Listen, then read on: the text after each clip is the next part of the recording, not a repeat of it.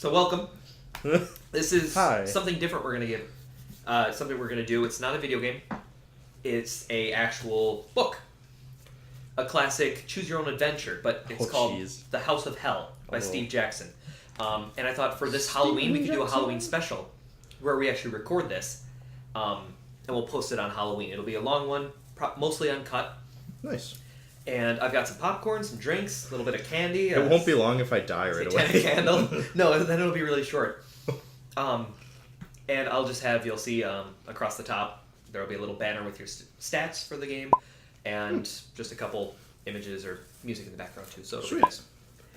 So the game we're playing is called House of Hell by Steve Jackson. It's a fighting fantasy game where you are the hero. Have you ever done these books before? Yeah. Any of these? They're brutally difficult. Not like the ones I've done before are like Goosebumps. Okay. Like long ago, so it's been some time. But there's a few things we just have to get out of the way to start.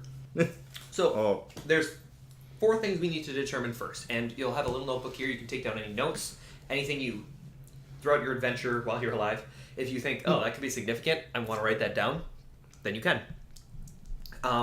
So we need to determine your skill first, and that's easy. Roll 1d6. A 0. A 1. A 1. That's not good. All right, and mad skills. let me set up here quick. Oh my god. That's not a great way to start. A 1. So you got 7 skill. Now roll 2d6. We'll add 12. 6. 18. And what was that for? That was your stamina. Oh, So your stamina I is like can your health. last long. You'll last a while, but you're pretty shit. That's actually the worst you could get for skill, because it's 6 plus 1d. It's a 1, yeah. And then roll 1d6 for luck, plus 6. There 5. So you're I'm very lucky. And then Luck roll be 1 a again. lady tonight. That's Another terrible. 1. That's your maximum fear. So if you reach that level, you're scared to death and you die. One of our house rules that I added in here is that if you want to subtract a fear, you can finish your drink or take a shot. So if you get to the point where you're like, oh, I'm going to die of fear, you can just finish your drink or take a shot and you'll continue with your fear. Alcohol makes me get past the fear. It does. Realism. Yeah. So we begin. The rain spatters the windscreen relentlessly. You can see no more than a watery gloom as you strain forwards over the steering wheel to see the road ahead. Although the wipers flap violently, they are fighting a losing battle as the rain drives harder and harder. Your foot eases off the accelerator. The headlights struggle to light up the road. Damn! You curse the white-haired old man who sent you off along this bumpy track. Probably he meant the second turn on the left, or even a right turn. The Damn old it, Rick. fool. Oh, perhaps this is his idea of a joke. After all, didn't you notice a mischievous glint in his eye? Something vaguely sinister? But what sort of nonsense is this? You've taken a wrong turn and you've caught in a downpour in the night. I was going to say the gleam in his eye was glaucoma. It could have been. Probably was. Driving down the long road, you can't possibly deluge and... Watch out! You spin the wheel frantically to the left to avoid the figure who from nowhere shows up in your headlights. The car bumps and jolts as it bounces over the rocky roadside and bumps into a ditch. You collect your thoughts. You're unhurt, but shaken. Then you remember. The body. Just the bodies. Okay. You must have hit the figure which appeared. There was no way you could have avoided him. You spring out, praying that he's alive. Your clothes soak up the rain as you hobble back to the road, but there's no sign of a body. You consider the situation. Are you certain that there was someone? Maybe a trick of the light? Yes, you remember him. You remember his face. A strange look, something familiar. A man that you recognized. An old man with white hair. I hit the man that I was sent to... that sent me? Your heart leaps. No, impossible. With a shiver of fear, you race back to your car. Jump inside, force the key in the ignition, twist it, but the starter coughs, sputters, and dies. You hit the... Can I use my luck roll? You can. There's actually really? No. Oh. Your situation is hopeless, but you have to hurry.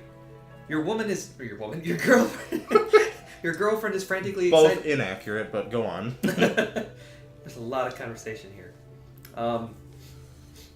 Your lady is waiting for you to arrive. You're driving to wherever she's living in Mingleford. You pass the garage in Mingleford, so I guess she doesn't live there. Where does she live? She lives past Mingleford, and you just drove past the garage. But that's some 20 miles away. I want to know how many times you're going to say Mingleford. Yes. Hopefully that was the last. It would be a 20-mile walk back, but you decide to look ahead, and you see in the distance there's a light. Perhaps a light from a bedroom. What a stroke of luck. It's just about a 15-minute walk, or 15 miles back, was the last house you saw. So you walk towards this house. You button up your coat, and you head there. Just ahead, there's a driveway that winds up to a large house. A good 5-minute walk from the driveway to the edge of the house. By the time you reach it, you will be drenched, but how else can you call the garage? You can't afford to miss seeing your love. So you must go. You must find a way to get your car to the garage and phone to your love. My phone? Your phone. You have no phone. This takes place before. Phone to my love? To phone your love. Okay. To call her. To let her know. I can't just text and be like, what you doing? No. No, you have no phone. This was before phones. Yes, okay. You slam the door, turn up your collar, and set off for the house. A flash of lightning lights up clearly for you, but in your preoccupation with the rain, the warning from above is wasted on you. The house is old, very old, and in a shocking state of repair, the light in the window is flickering. Most likely an oil lamp, certainly not electric, and you don't notice a fact that might have turned you back anyway. There's no telephone line going to the house. As you climb the steps to the front door, little do you realize what fate has in store for you. Tonight is going to be a night to remember. Somebody must live here because of the oil lamp. And somebody old because they don't care about technology. You climb the creaking steps to the front door and pause to catch your breath. Even though you ran all the way up the drive from the car, you are soaked through. Your feet are particularly wet. I don't know if that's important to remember, but remember your feet turn around right there. Wet socks are the fucking worst. Once you're under the porch, you are out of the storm. And you brush the rain off from your clothes, but the rain is still pelting down, and an eerie silence hangs in the air. No lights are on the downstairs of this home, so you step back off the porch to check the upstairs window, which attracted your attention earlier. Nothing. No lights. The whole place seems to be deserted, but then you remember the time, 5 minutes to midnight. Everyone in the house has probably gone to bed. An owl hoots in the distance. I was hoping you would do that. The situation is a little scary. Here you are, in the middle of nowhere, at some strange, rundown old house about to wake up whoever lives inside at midnight. They certainly won't be too pleased, but you have no choice. If you're going to make if you're going to make it to your love, you must reach a telephone to call for help. You step up to the front door. From the left side of the house, a dull glow catches your attention. A light has been turned on. You breathe a sigh of relief. At least someone is awake. You consider your options. There's an elaborate knocker in the middle of the door, and a bell pull hanging down to the right. Will you rap the door with the knocker, pull the cord, or creep around the house to investigate the light? Let's creep. He's creeping. We're gonna creep. All right. Do the creep. Turn to page 289. You walk from the porch out to the side of the house. You trip off the stairs and die. Start again. A light is indeed on, and it's shining through a window. Shining through a window at the back of the house. Do you wish to go around to see if you can see anything at that window, or do you walk up to another one of the windows along the side of the wall and see whether you can enter the house without anyone knowing? So wait, explain my options again. You could look inside this window where you see a lights on inside, or keep walking around the side of the house to see if you can get in the house without someone knowing. Let's look in the window. I don't want to break in. Okay. If someone's living here. It'd be a nice sneaker. The lit window is next to a back door which leads into a kitchen. Voices are coming from the kitchen, but you cannot see anyone. Whoever is in there must be standing by the back wall, out of sight. You strain to hear what is being said. There appear to be 2 people in the kitchen, and they are talking excitedly. Master is getting ready. I'm excited. I'm starting to get excited. I've never been to one before. That's what you hear. Another voice says, do you really think we may be visited? Another man's voice, rather more controlled, replies, you know, I'm having doubts about this whole affair. She is so young, and she came here in all innocence. I just don't know. The 2 men walk around the kitchen, and you can see them more clearly. They are both dressed in white gowns. One is a good deal younger than the other. Do you wish to knock on the door to see whether they will let you in? Or will you wait and listen for a little while longer? We'll listen a bit. Okay. Turn to page 68. I was going to knock, but everything going on makes me curious to know more first. The younger man turns to the older one and angrily says, the master's teaching are not for the faint-hearted. You know of his power and his promises to us all. Perhaps you are no longer strong enough to stay with us. The older man turns away towards the window. He is hiding the look on his face, which is one of nervousness and fear. He realizes that he has said the wrong thing. "No," he stammers. "I'll be all right, just a momentary weakness. Come, let us get on with the preparations." Together, the two men leave the kitchen, blowing out the candles on the way. You wonder what they are talking about. Now you must choose your next move. Will you try the kitchen door to see whether you can sneak inside, or go back around to the front door and knock on the door? Let's knock. Knock on the door. Hello? Oh, this is quite spoopy. Look at that drawing. Oh. You don't see that yet. A few minutes later, the door handle turns slowly and the door opens. Standing on the doorway is a tall man, dressed in a dark suit with tails. Hello? His long face is solemn. "Yes?" he asks, indignantly. You smile nervously and explain your situation. Your car is broken down, you need to reach a telephone. You're soaked to the skin, and he ushers you inside. "Come in. The master is expecting you. Follow me." He leads you into the reception hall and tells you to sit down, while he informs the master of your arrival. Huh. You sit down in a solid carved chair and look around. The reception hall is certainly not what you would have expected from the outside. It's elegantly decorated with rich tapestries and fine oak panels. A number of portraits line the wall. A sturdy 6th century table is set against one wall. Will you wait for your host to arrive, study the paintings, or hunt for a telephone? Let's check these paintings out. Right, that sounds fun. What could possibly go wrong? Last Crusade when he's like, "This is a castle, yes. Do you not have tapestries?" "We have tapestries. This is castle, and we have many tapestries. And if you are Scottish Lord, then I am Mickey Mouse." 3 portraits are particularly interesting. Will you look at a beautiful young woman wearing a tiara, a middle-aged portly gentleman wearing half-moon glasses, or an elderly woman with gray hair and a cold expression? Oh, which one to look at? Yeah. Young woman with a tiara, a middle-aged portly gentleman with glasses, or an elderly woman with gray hair and a cold expression. They're talking about a young lady before, so let's look at the young woman tapestry. All right. A plague beneath the painting reads, "Lady Margaret of Danvers, 1802 to 1834. You stand and admire her beauty and wonder why she died so young. As you are staring at her face, you suddenly blink and look again. Didn't you just see her lips moving? Surely not. A whisper reaches your ear, but you cannot make out its message. You lean forwards and put your ear to the lips. A soft woman's voice is speaking to you. Stranger, beware of this place, for it is cursed. Many... Oh, she's... She sounds older than 30. Yeah, a little bit. Well, she's dead, so maybe The old woman's talking. "Listen to me, not that dumb bitch." Many have succumbed to its power, myself included. The evil Lord Kelnor will already be plotting your death. Drink not his white wine. Or if you can be gone, escape while you may. You step back aghast. She stopped talking, I guess.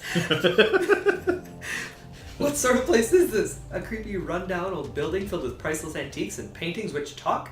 A cold prickle. Yeah, pickle. A cold... Oh. I thought it said pickle at first. A cold pickle. A cold pickle runs down your neck. And you must add 1 fear point. Oh no. Alright. Damn those cold pickles. A pickle. I do not like pickles, so it would give me a fright. A fright it is. Let's add color. Alright, you got 1 out of 7 for fright. Damn For it. fear. Will you run for the door or wait to see what happens? Let's wait. I mean, you gotta call the garage somehow. Call the what? The garage. The grudge? Not the grudge, the garage. Your car's broken down. You must see your love. Yeah. Footsteps. Someone is coming. The tall man you met earlier walks in, opening the door for another taller man, dressed in a purple smoking jacket. May I present Lord Is the jacket Kelnor? itself smoking? What is a smoking jacket? No, it's like to have cigars in. A purple smoking jacket. Oh, okay. Like a robe? A robe. I like the idea that it's like half on fire. May I present Lord Kelnor, the Earl of Drummer? The butler announces. The Earl holds out his hand and you shake it. His grip is strong and his eyes pierce yours. His lips widen to a soft smile. Here's a picture of the two of them. Huh. Looks like a Dracula who hasn't gotten any sleep. He does look like a sleep-deprived Dracula. Please, can I see that you've been caught in this filthy storm? He's not a Dracula. Let us sit by the fire and we will see whether we can help. Franklins, tell the cook to prepare some food for our visitor. You protest that you do not wish to be any trouble. But your host ignores you and leads you into the drawing room where fire is burning. You take off your coat and sit down. The heat of the fire makes you feel comfortable once more. Franklin's returns with 2 glasses of brandy. Will you relax, drink the brandy, and ask if you can use the telephone? Or will you wait to see what he asks you? Ask for the telephone. I want to get the fuck out. Turn to 394. I need to start getting to the point of this. The fire and brandy warm... Oh, will you drink the brandy and ask if you can use the telephone? Or will you wait to see? So Yeah, you'll sure. drink and... It's not the white wine, so... Yeah. The fire and brandy warms you and you begin to feel more relaxed. You may deduct 1 fear point if you have any. Oh, Ha it's you. I didn't even have to drink. You didn't. Well, you kind of did. You explain to the Earl that what happened on the road and that you would like to use his telephone to call the local garage. I'm afraid our telephone line came down tonight in the storm. You will have it repaired tomorrow morning. In any case, the garage would not come out here at this hour. But don't worry. You are perfectly welcome to spend the night here. I am glad of the company. Tomorrow Franklin's will take you into town. Ah, here is Franklin's now. The butler comes back in to announce that your meal is ready. You both rise and go to the dining room. Turn to 309. It's a mighty feast. What is Franklin's voice? Franklin's voice is a rather... Oh, it could be... It's, the... Pog, or whatever his name was, from Reigns. Ah, hello. The dining room looks magnificent. The long table stretches between 2 fine chairs and is laid with gleaming silver cutlery. A rich red wallpaper covers the walls, and the room is lit by a sparkling chandelier, bristling with candles, which hangs from the ceiling. You take your seat, and the butler moves behind you to offer you wine. Oh. Will you take white wine or red? Red. Can you trust the painting? I'm gonna do it because that's all I have to go off of. The wine is impeccable, a fine vintage. Soup follows, and then you may choose either lamb or duck for your main course. Or you can tell your host that you've already... ducklings! Or you can tell your host that you've already eaten and you're not hungry. But it sounds like you want duck? Yeah, let's go with the duck. The duck. Turn to 115. You die. The duck is poisoned. Your mouth waters as a roast duck is laid before you. The Earl is having the same, and you both chat. It's still alive. He wants to know how you came to be driving along this road in the middle of the night. I was driving for some banging. Banging, you say? What were you banging? Oh, my toe. You ask him about himself and his family. Turn to 28. The Earl of Drummer is the last survivor of his family. His estate stretches for miles around the house. At one time, the estate was prosperous, with many tenant farmers cultivating his land and providing a healthy income for his family. But things started to change. His sister died at the age of 32, under mysterious circumstances. She was found dead on a clearing in the woods with strange marks on her neck. Huh. How old was that painting? The woman in the painting. It was, you said 1800s. Yeah, she died young, I remember it said. Yep. This guy's an old mofo. Yeah. News traveled fast, and the ignorant peasants started muttering about witchcraft and black magic. In their eyes, the house was cursed. Pure superstitious nonsense, of course. But gradually, the farmers moved to new pastures, avoiding the estate. But now you have finished your meal. Franklin's returns to you, offering fruit, cheese, coffee, and brandy. Will you take, and now you have 3 choices. Do you want fruit, coffee, and brandy, cheese, coffee, and brandy, or just cheese and coffee? We'll do cheese and coffee. Cheese and coffee, 319. I passed it. What's the guy's name? Count whatever? The Earl of Drummer. Earl of Drummer. Drumer.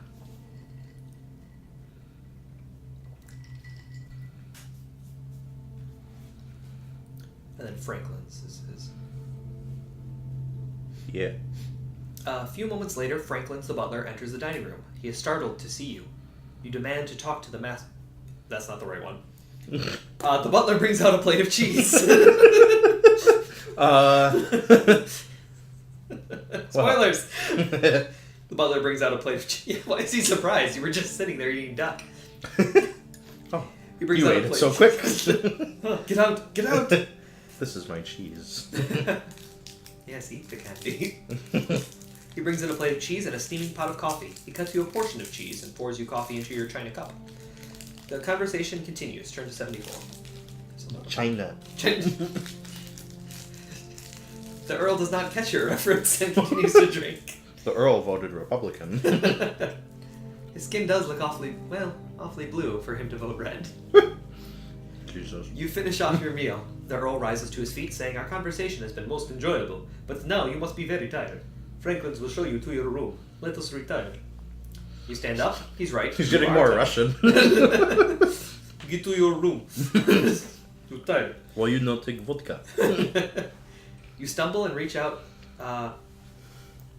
You are tired, and it's well past midnight. You stumble and reach out to steady yourself against the table. Phew, you didn't realize you were that tired. Or have you had a little too much to drink?